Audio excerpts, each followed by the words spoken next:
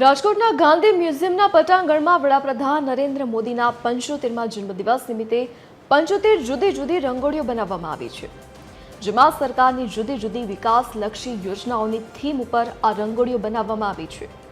તેમાં સાથે સાથે જે વિકાસના કામો થયા છે તે પર રંગોળીઓ બનાવવામાં આવી છે।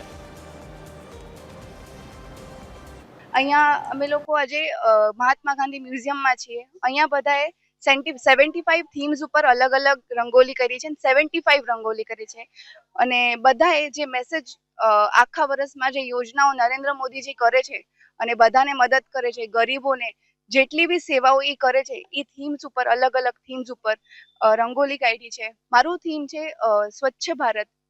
આ રંગોળીથી અમે મેસેજ એ આપવામાં આવ્યો છે કે મોદી સાહેબે આપણા માટે જે કરેલું છે એ બધી વસ્તુઓ છે, જે કઈ યોજનાઓ છે એ યોજનાઓ અમે બધી છે એ રંગોળીમાં દર્શાવવા માંગીએ છીએ અને એનું કામ છે અમે બતાવવા માંગીએ છીએ એના જન્મદિવસ નિમિત્તે।